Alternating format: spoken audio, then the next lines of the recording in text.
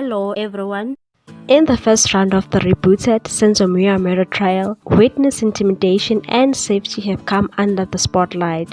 This was after the behavior of one of the accused in Pretoria High Court, Sifiso Ntuli Ntuli, while police witness Constable Sizwe Kumbuzo Zungu was testifying, prompted the state to ask the court to issue a warning.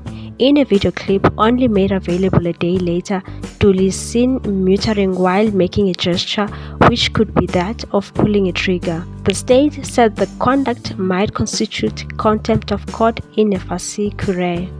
Legal expert Ntabiseng Dobazana of Dobazana Attorneys told the Times Live publication that such behavior can be construed as interfering with witnesses as they may feel threatened and too scared to give evidence.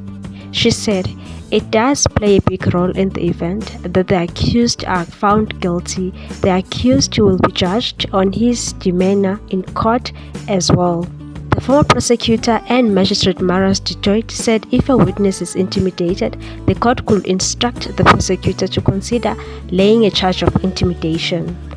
He said if an accused conducted himself in a way that encroached on the decorum of the court and became obstructive in any way, the court could order he remain in the court's holding cell and not be part of the proceedings. If the accused does that in court, the court should possibly consider something like that to see in what way it can protect the witness, because the witness must be protected.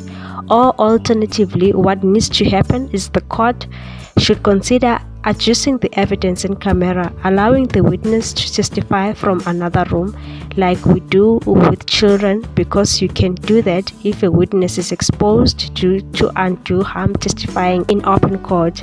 There can be an application to testify through a separate video link. There are ways and means around it. You can't tolerate that in court. The accused should be sorted out.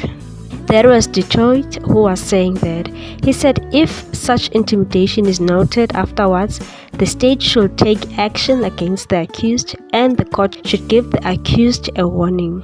Judge Rata Mokgatleng warned Ntuli about his conduct on Friday, pointing out he had noticed that some witnesses had made a U-turn in their testimony as a result of intimidation. Detroit said in this case, the court should take that into consideration and apply the necessary weight to it. He said, "We are all human after all. If I threaten you and it causes you to change your evidence, the court should take cognizance of that. The difficulty is if you are prepared to be swayed, like it does affect your credibility as a witness. That's the problem. The difficulty is that the witnesses are under oath. The state is supposed to ensure that the witnesses are safe and ensure that intimidation doesn't occur. At the end of the day, the judge can only consider the evidence which was adduced before him, and even though it might be heavily in his mind that we have an accused here that is prepared to do X, Y, and Z to this poor witness, it doesn't detect the fact that this witness was prepared to change his evidence, and it affects his credibility without a doubt.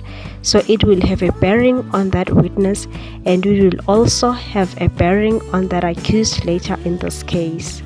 Ntuli, who is serving multiple terms of life imprisonment for political killings in KwaZulu-Natal, is on a trial with Muzika Ukhalelwa Sibiya, Bongani Sandiso Ntanzi, Mthobisi Prince Mncube, and Mthokoziseni Mapisa.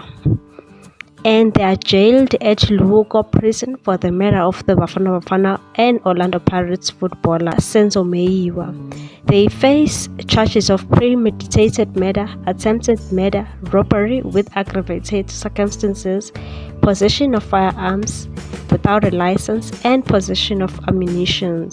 Zungu, who had testified that Meyiwa's death was celebrated with a bottle of whiskey, has so far given crucial evidence linking the accused to the murder, placing them at Foster's Hotel on October 26, 2014. Zungu has also revealed he has moved his family from their home in KwaZulu-Natal for safety reasons. Meyiwa was killed in October 2014 at the home of his girlfriend Kelly Kumalo. What's your take on this one, people? Thanks for watching. Please subscribe for more news.